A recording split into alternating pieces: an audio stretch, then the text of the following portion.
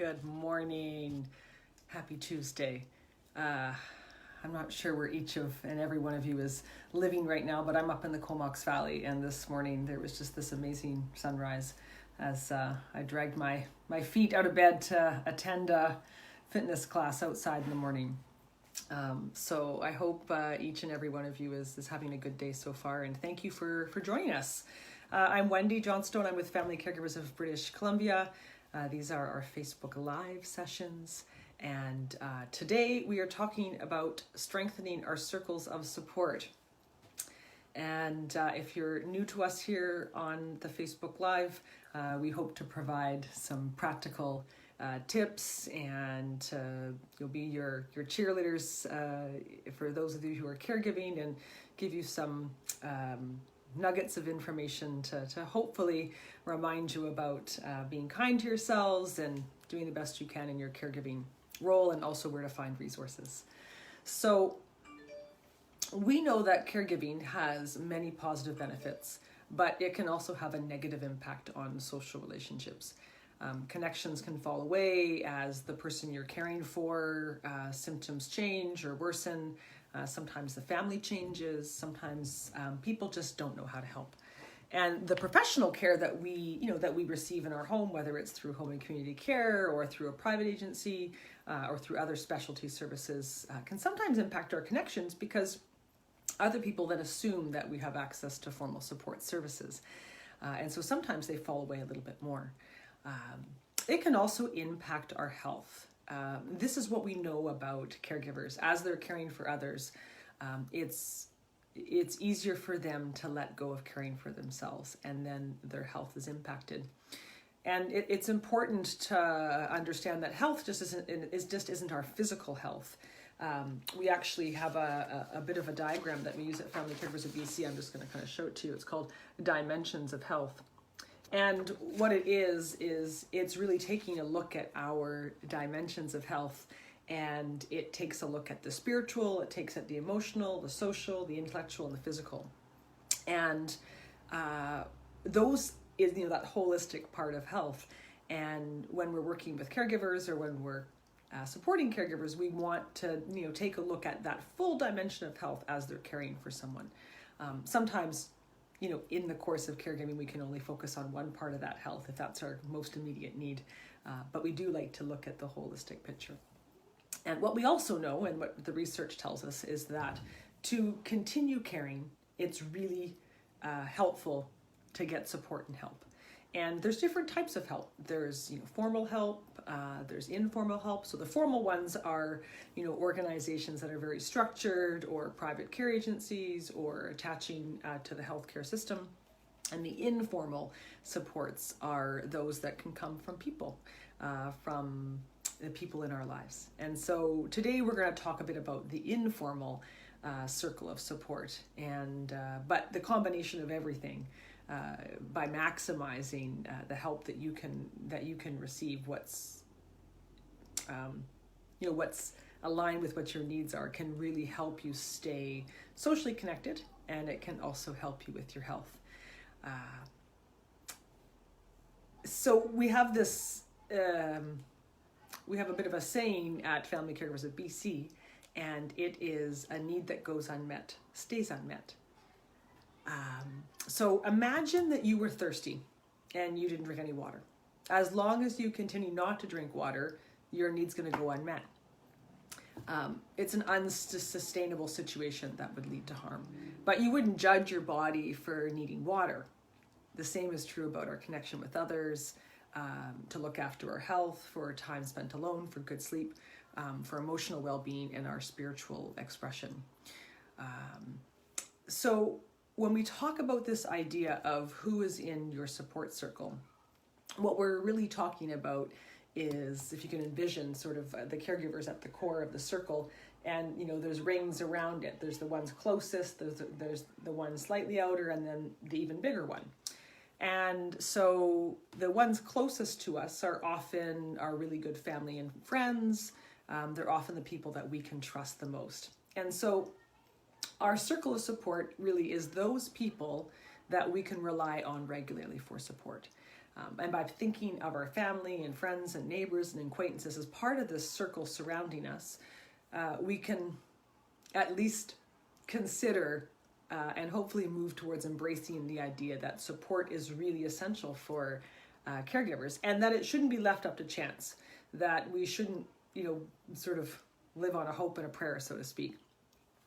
That as caregivers, even though it can take effort, it's also really important for us to create a circle of support to maximize the opportunity for us to continue being healthy and to continue for us to feel connected to others.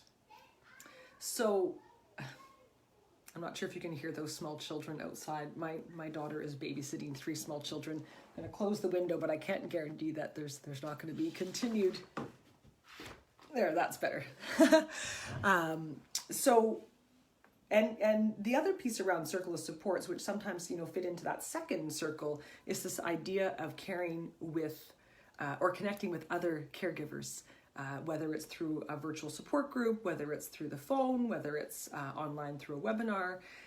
That sometimes sharing our experiences with others who've been through it can really help us in our caregiving trajectory. Often, caregivers often talk about feeling isolated in their role. They often feel about being alone. In fact, Carolyn here, who's watching, she's talking about this idea of, anger around caregiving, which is a response that can actually happen. So it's really important to try and find these ways to connect with others as a way to share your experiences and gain from their wisdom. So some other benefits around social connectedness is that it can really help with dealing with a crisis or emergency. Sometimes there's positive long-term impact on those who offer support. There's decreased isolation. There's increased quality of life. There's caregivers who feel supported and then they're able to continue caring. We know that greater support is linked to better health. This idea of having a safety net, and in some of our previous Facebook lives, we've talked about this idea of contingency planning. So this idea of having a safety net if the bottom falls out, which we hope it doesn't, but sometimes it does. It also helps, we can build a support network that's going to kind of stretch beyond kind of the regular caregiving hours that we can get from the formal support system. So ideas around strengthening your circle. One of the things that can happen is it's difficult for us to accept help. And we've had many conversations with individuals and caregivers who say, it's just, they take a lot of pride in being able to do it on their own. We're very geared towards, being autonomous and independent as people, and that can carry over into caregiving. Also, we end up caring for someone, and so we really know what their needs are, and we know how to care for them. And so sometimes it's hard to bring someone else into that mix, or even to worry that someone else isn't going to be able to care the way that we can. So one of the key things that we encourage caregivers to work towards is this idea of following up on offers. And so if someone asks, let me know if there's anything I can do, follow up with them. In all honesty, most people who are offering to help really actually want to help. And it's this reciprocal relationship, that can ensue. The responsibility, though, does fall on us as caregivers to follow up on those offers. And so the best way we have found in listening to other caregivers is to have 1 or 2 specific tasks that that someone is able to do, and to be able to follow up on those specific tasks. The next one, which I think is really helpful, the more specific the request, the better. And so an example might be, having a friend just stay with the person you're caring for while you run out and do an errand. And, that can be just something very specific. And for some caregivers, sort of developing a little bit of a routine can be helpful for both parties. It doesn't always work that way. Sometimes it's nice to be, spontaneous or have the ability to tap in. But sometimes having a bit of an established relationship or routine is really helpful. And being specific is a lot easier for someone else on the other end to say, yes, I'd love to see Tom every other week for a couple of hours while you run out and look after yourself, go for a walk or get groceries or go to yoga or, whatever that is. So the more specific we can get with the ask, often the better.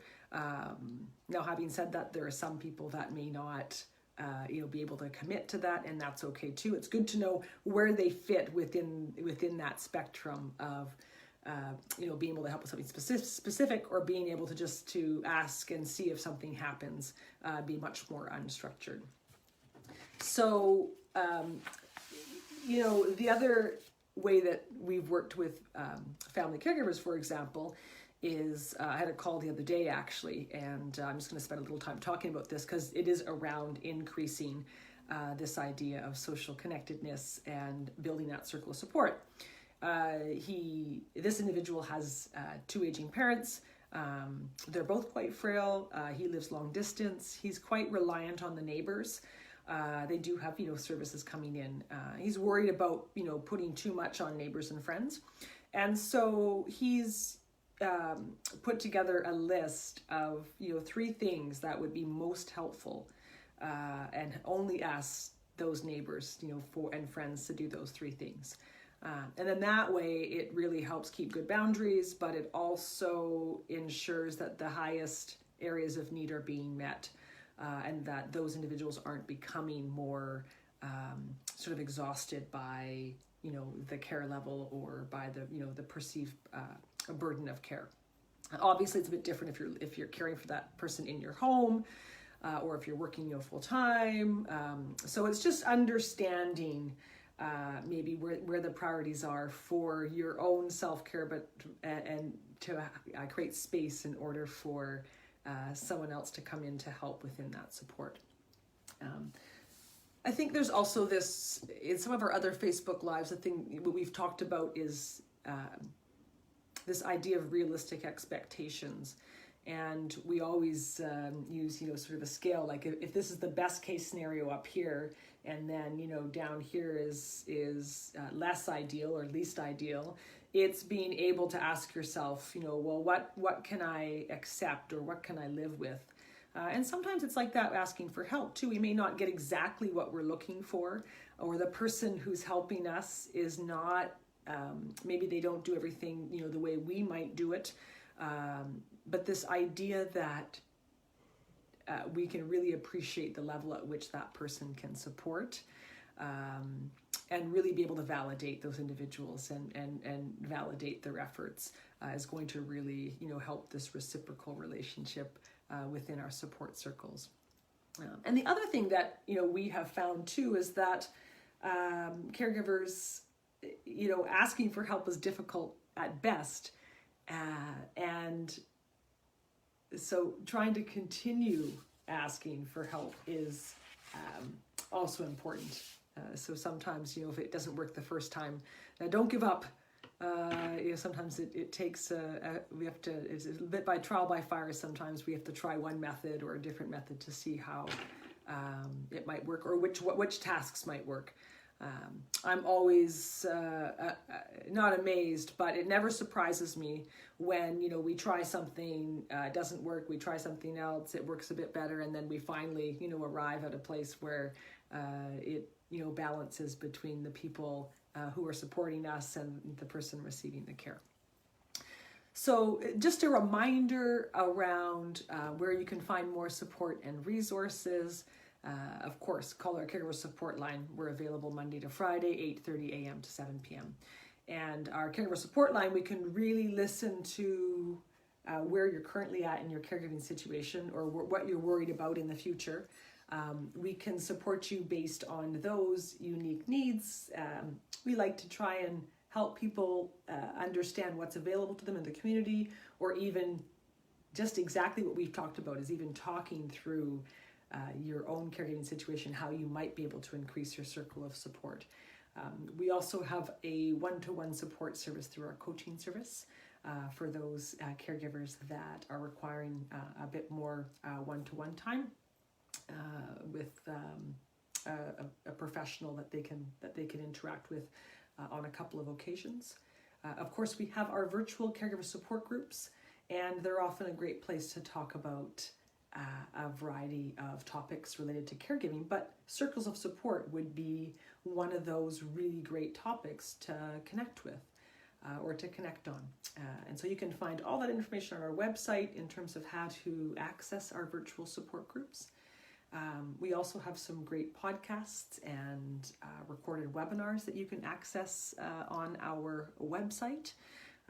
The best way to stay connected with us, of course, is to sign up for our e-news and to watch some of our feeds on social media.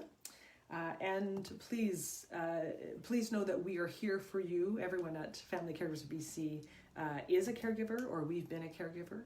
And so in terms of our ability to relate, we may not be able to relate to your specific situation. We can certainly relate to the concept of caregiving and what it means for us on an emotional level, and how important it is for us to continue trying to find ways to care for ourselves so that we can continue caring. And one of the things that we always like to do at the end of our Facebook Lives is just to ask, to get you to ask yourself one action for consideration this month. So thinking about one thing maybe off that, list, whether it's asking for help, whether it's just trying to help, understand your priorities for self-care, or what dimension of health is most important to you right now. What's one thing that you can do to strengthen your circle of support in the coming days? So thank you very much for joining us, and we look forward to seeing you soon. I hope you enjoy the continued sunshine wherever you are at, the warm weather, and embrace as much daylight as possible. And we'll look forward to seeing you soon. Bye for now.